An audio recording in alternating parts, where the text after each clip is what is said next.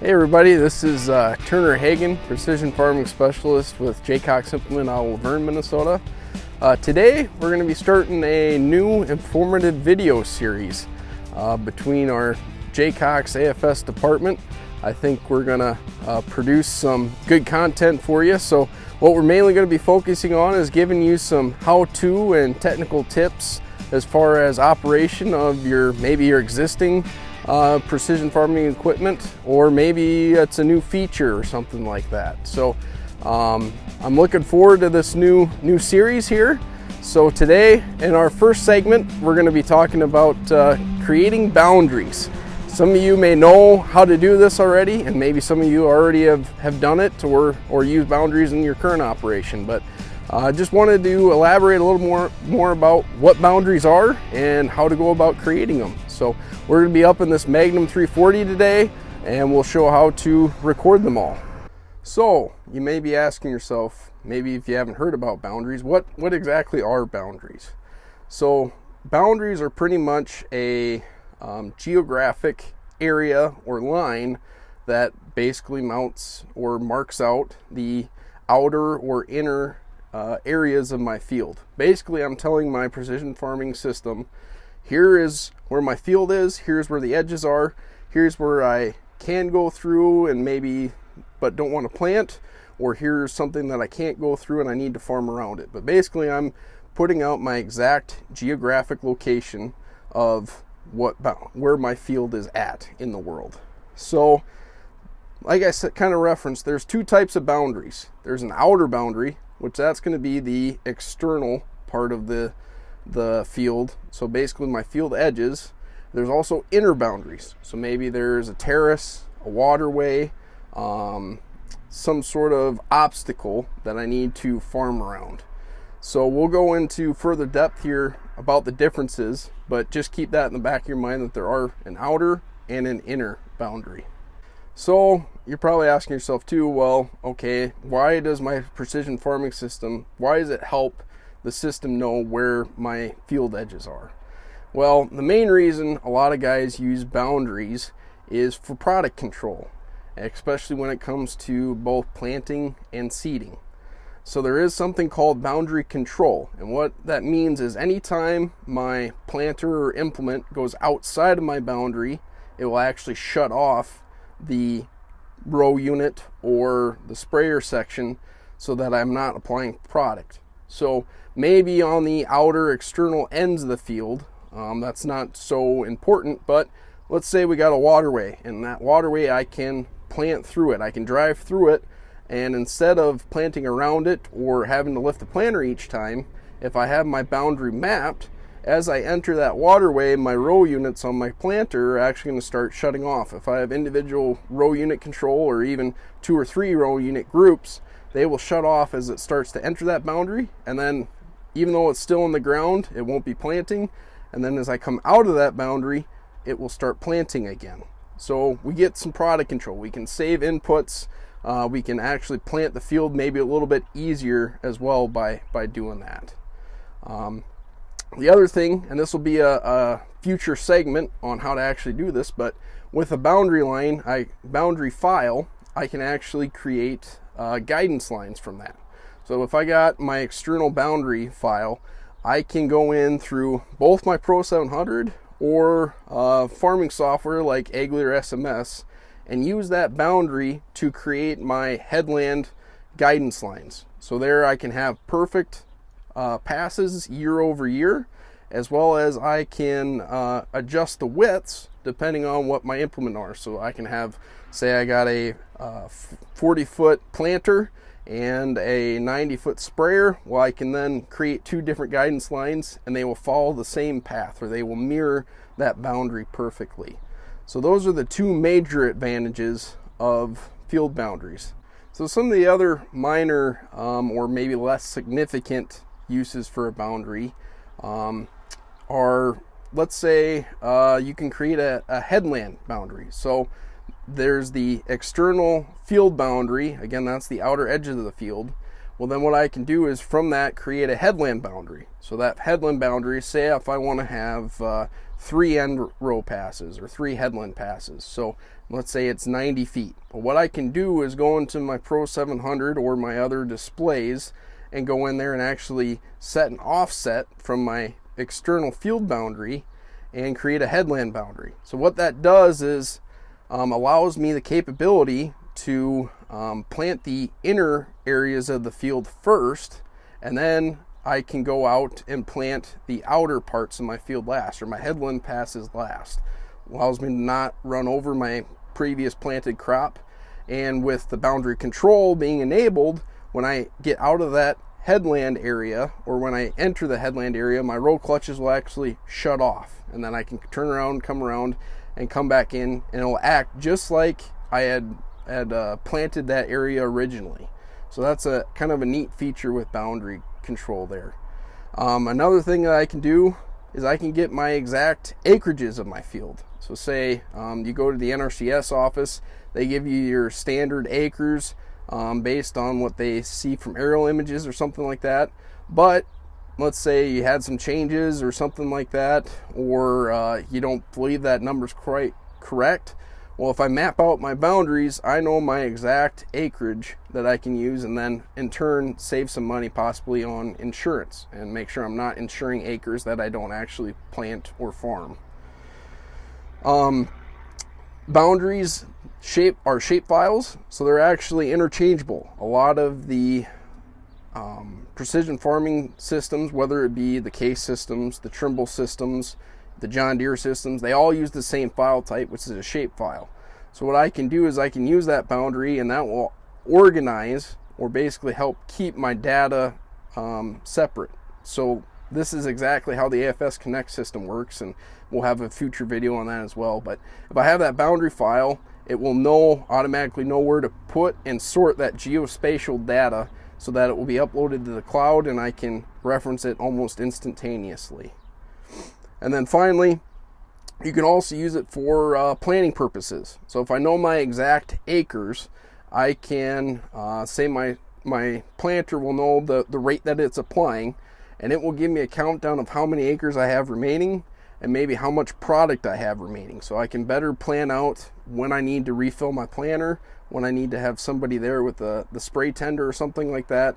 So I'll know better ahead of when I'm going to be running out of seed and stuff like that. So again, these are all just some of the advantages of using boundaries. But let's go ahead and actually show how to create one. So now we're in the tractor here, and we're actually going to go about mapping boundaries. So there's a couple ways you can do this. Today I'm going to show you how to do it if you're just wanting to map boundaries and you got your tractor but no implement. So you can map a boundary or record a boundary when you actually have your implement hooked up. So say you got a disc or a planter. While you're doing your headland pass, you can start recording and go from there. But today we're just going to purposely go out and say, okay, maybe it's fall or early spring, no field work has been completed yet, and I want to map stuff using my tractor, but I don't have an implement. I just want to map. So first thing we want to do is go to my implement tab and create a new implement. So you go to Toolbox, go to Implement, and I set this one up. So I named it Map for that, and then I have my implement type is a 3-point hitch, and then my implement width is going to be the width of the tires. So it's 140 inches from the outside sidewall left to right of the tires. So I've got duals on mine. So what you want to do is measure the width of your tractor, what the wheels are, and you can use that as a point of reference so that maybe you're going to drive the left or right outside tire along the field edge, and it's going to record the boundary at that point. So we got that set up correctly. From there, I'm also going to need to add a few things to my layout. So if I go to the layout tab, I'm going to go to Run 5, and I'm going to add a few items here. So the first one we're looking for is boundary control. The next one we're going to do is boundary record. I'm also going to add my headland tab. And then I'm going to leave this here, but this is obstacle control, and I'm going to add obstacle record as well. So again, I'm in run 5. You can add this where you see fit, or you can create a new layout just for recording. But like I said, I'm just going to use run 5 here and add these items right here. So once we're done with that, we'll move into the run screen. So we're going into the run screen now, and kind of like I'm setting up to maybe do some tilling or something like that. First thing I need to do is actually select my grower, farm, and field that I want to record. So again, this is basically, guys that have been doing this, you probably know how to do this stuff already. But you want to set that up to the field that you're actually in and that you want to record, and make sure that's correct. I set my operation to site verify, but you can set it to till or anything else. It's just a matter of if you take that data to SMS or any sort of desktop software, it'll just tell you that what the operation is in there. So site verify is just a way to know, okay, this is just recording. I didn't really do any sort of actual work with that. So once I got that set, what I need to do is go to run 5, and I have my record boundary control, my headland, and my obstacle record. So what I'm going to do is I'm actually going to pull ahead here, and I'm going to go to basically what I'm going to consider my field edge. So I'm going to do my exterior boundary first. So pull ahead here.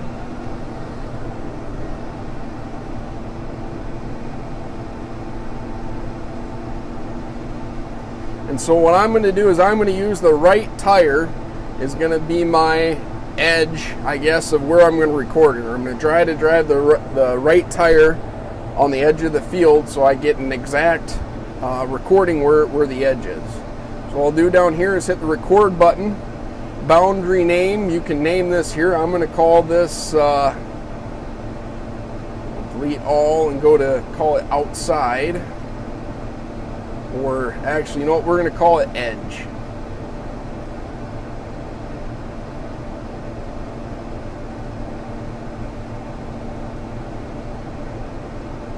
Okay, now here's where we got to set this in. We got to do recording edge. So I could do center, which that would be based on the center side of the tractor. I could do the left, which is going to be the left side of my implement, or I could do the right, which is what I want to do, is do the right side of the implement. Then the other thing I need to do is set my boundary type. This is an outer or an inner. So this first one is going to be an outer boundary. So I'm going to do that, and I'm going to hit start. So now that you can see, I got it. It says recording. I got a pause, stop, and a cancel button. So what I want to do now is just drive ahead and start recording my boundary. So as I'm driving, it's recording where my right-hand tire is, and it's saying, okay, now this is going to be the edge of the field. So when you're doing this today, I'm just using WAS.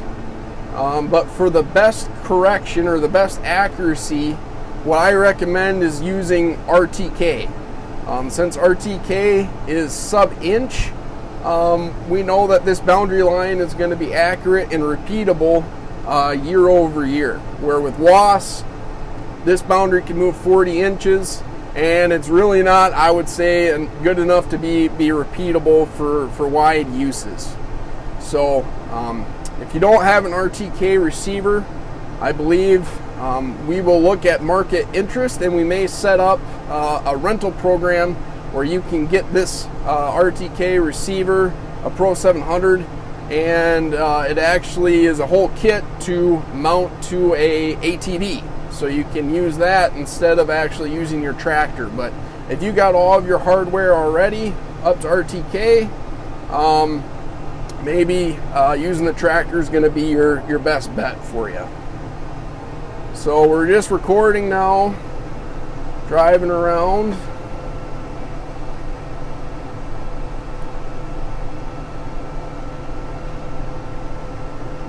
Again, we're we're recording the right edge tire of my tractor here.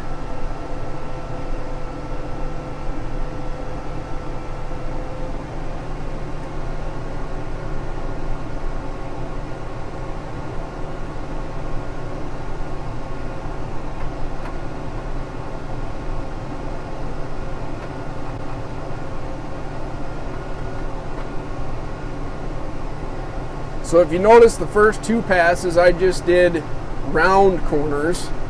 Let's say you got a square corner that you want to do, or you want to snap a perfectly straight line. So what I'm going to do is I'm going to pull in to my corner here in about 100 feet, and I'm going to hit the pause button. Then what I can do is I can reposition. I won't be recording anymore, but it's going to save that last stored point. I'm going to hit pause here. Now it says paused, and so it's got that last point that it's referencing. So now what I'm going to do is going to turn around and get back set up so that I have a square corner. Again, we're not recording.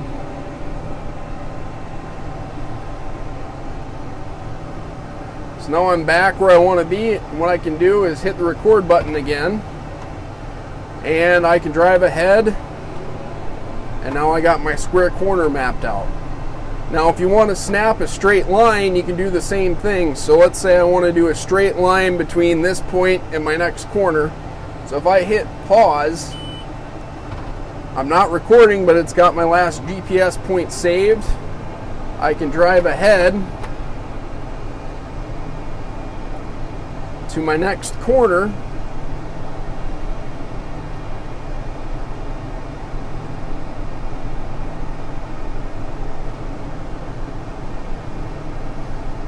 so now I'm in my next corner here, and if I just hit record and pause, now it snapped a GPS point and drew a straight line between my last point and this current point. So now I have a perfectly straight line right there.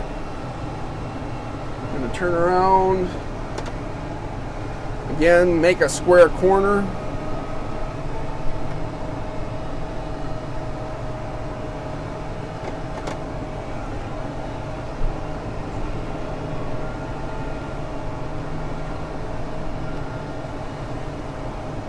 So I'm ready to go to the east now, and I'm going to start recording again.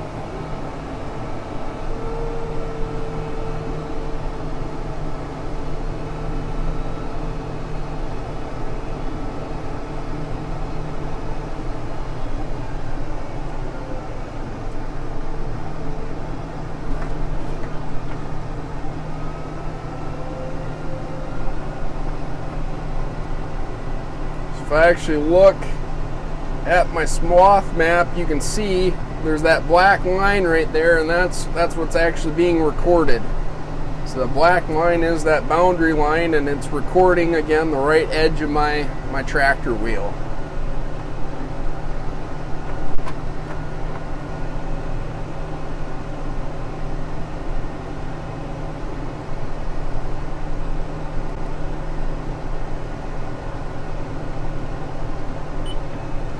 So what happened here is I had auto bound is enabled. So what that means is that when I get within a certain distance of my original point, it's going to complete the circuit for me and draw basically a straight line. So here we are, we got our boundary file, and we're done recording. So now you can see I'm in my Run 4 screen now, which by default is usually your map layer, but you can see here is the outer boundary that we recorded.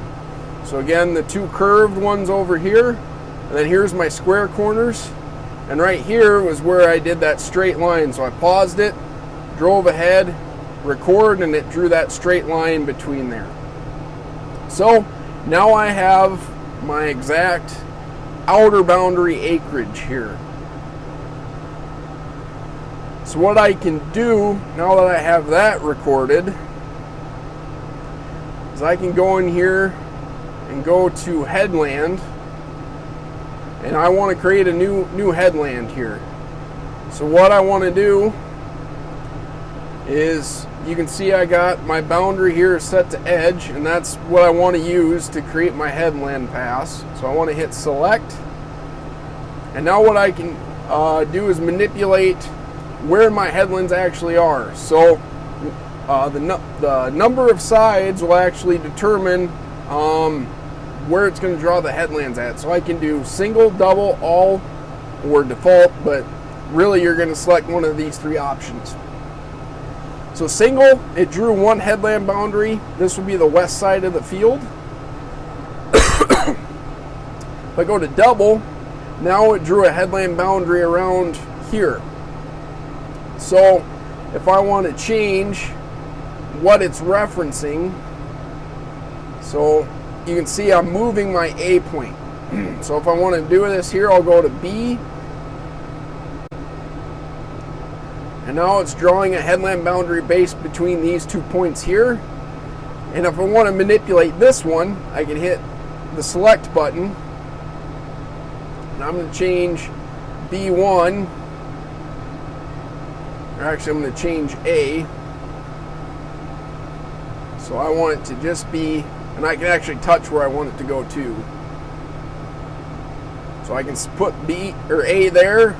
I can move and put B right here. Now I have a doubled headland boundary. So say if my passes are east and west, I just have a headland boundary on both the east and west side, not the north and south.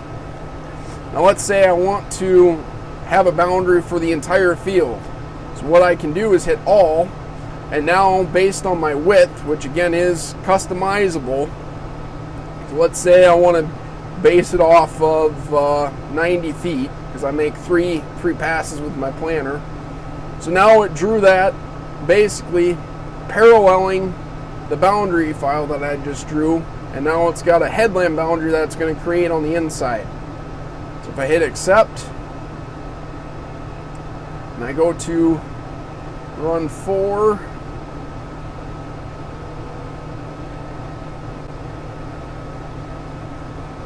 or actually if I go to my swath map and I drive over just a little ways, I should be able to see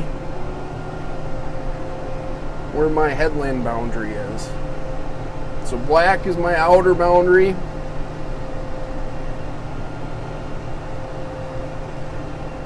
Oh, I know what I got to do. First thing I got to do is turn it to on, and then I got to do outer. Now if I go back in here, run 4, now I can see there's my headland boundary. So you can turn that on or off if you don't need it or don't want to use it. You can turn it off at that point.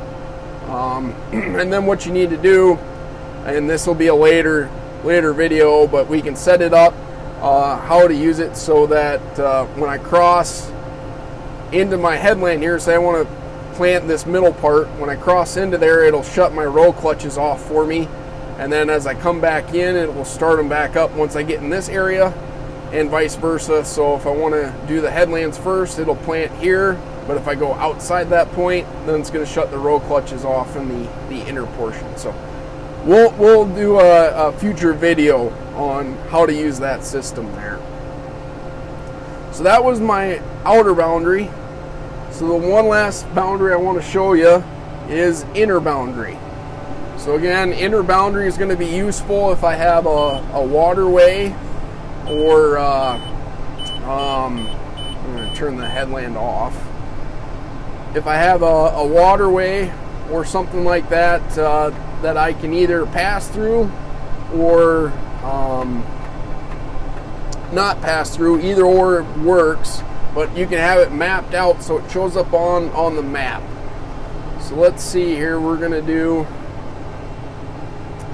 again, you do the same thing like we did before. You go to record boundary, and now this is, see the name's boundary 2. We're going to call this west.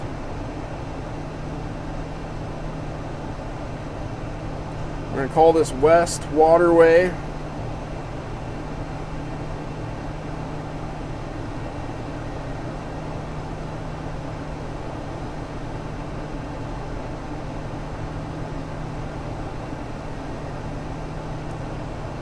recording edge is going to be right again. It's going to be an inner boundary, and you can see here is where I can put my subtype. So I can leave it a waterway, is what I want to do here. But say I got a fence, terrace, pond.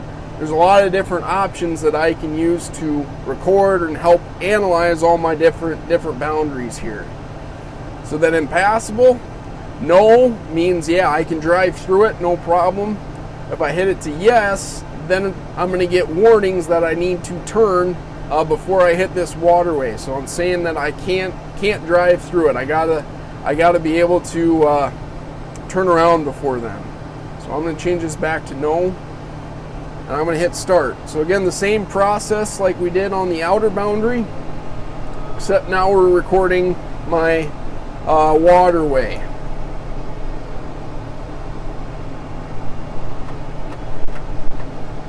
So I'm getting to the end here. I'm going to hit pause. Cross my theoretical waterway here.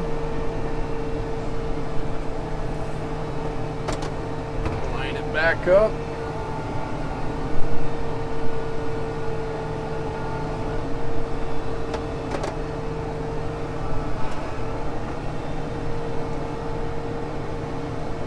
So now I'm going around my other edge of my waterway.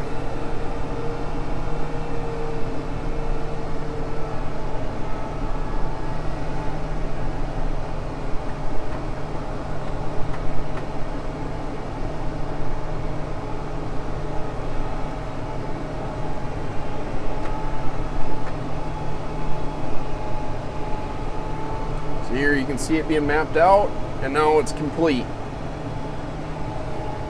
So here's my inner boundary. So now when I have my boundary controlled enabled, it will know to shut the planter off when I get into this area, and then as I exit, it will start planting again. It also will take this area and factor it out of the total area of the field. So I get, again, the most accurate result for my acreages that I'm farming. If you liked what you saw today or have any questions, feel free to give us some feedback or comment on the post below. Feel free to give us a like as well. And if you want to see future content, make sure you subscribe, and we'll be glad to share more information with you.